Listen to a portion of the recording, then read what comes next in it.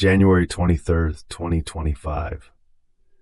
Marriage Willed by God and the Wedding of the Lamb, Part 2, by Reverend Pablo Martin.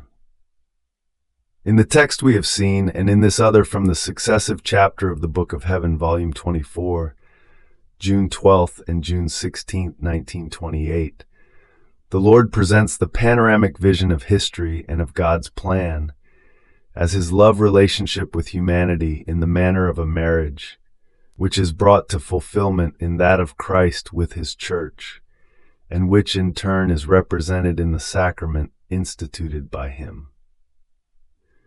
Therefore, Jesus continues saying in the following chapter, "My daughter, it is true that the Supreme Being at the beginning of creation celebrated His wedding with humanity, and it happened as with a husband whose wicked wife forces him to separate in court. Yet despite that, in the heart of the husband an affection remains, and he sighs and thinks that if his chosen one would change, perhaps he could unite and bond with her again as spouses. And for this reason, he often arranges that messengers whisper in her ear that he loves her. This is what God did. Although the marriage with humanity was annulled in the divine tribunal, He reserved an affection, and even from afar He continued with the notion of remaking the marriage with humanity. So much so that He did not destroy the palace He had made with so much sumptuousness and magnificence, nor did He take away the benefit of the sun that made the day, but preserved everything to serve the one who had offended Him.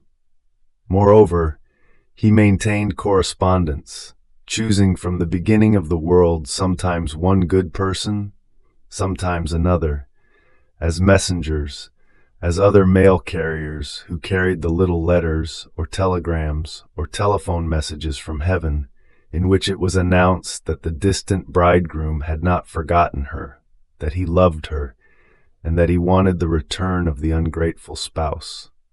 Thus, in the Old Testament, the more He multiplied good people, the patriarchs and prophets, the more insistent the invitations and the mail that passed between heaven and earth, sent by God with news that He desired the new union.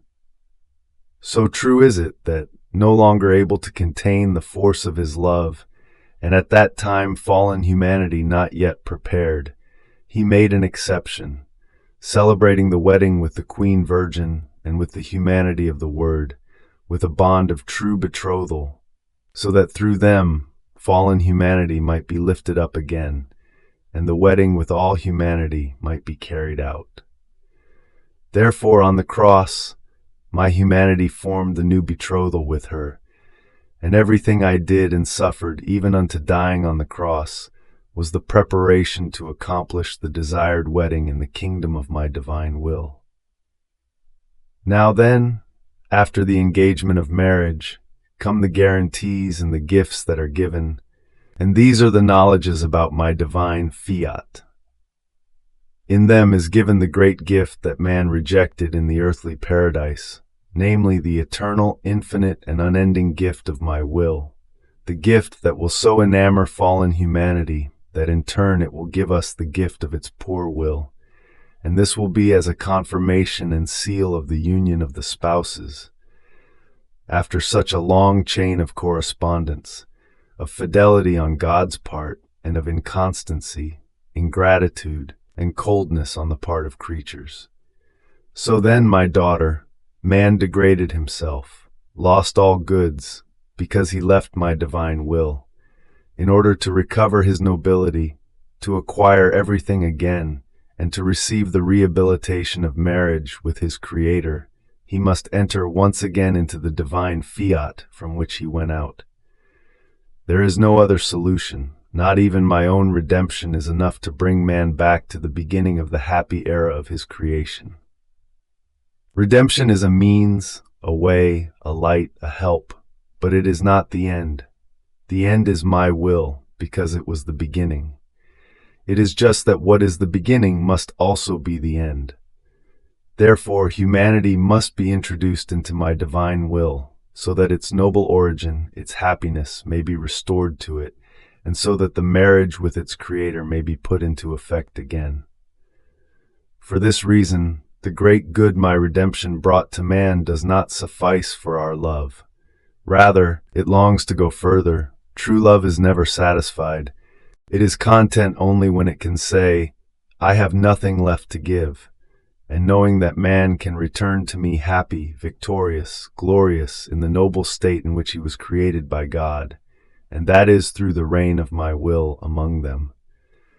This is why all divine longings, sighs, and manifestations have as their aim making our will known, in order to make it reign, so that we can say to our love, calm yourself, for our beloved Son has reached his destination.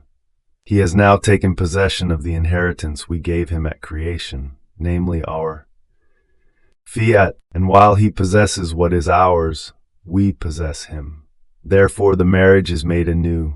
The spouses have returned to their place of honor. Nothing remains but to hold the feast and enjoy such a great good after so long a sorrow. Dear brothers and sisters, we are invited to the wedding of the Lamb. Do you remember the parable of the 10 virgins, 5 foolish and 5 wise?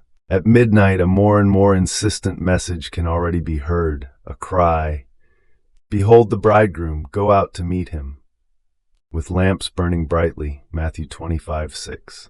Glory be to the Father, and to the Son, and to the Holy Spirit, as it was in the beginning, is now, and ever shall be, world without end. Amen.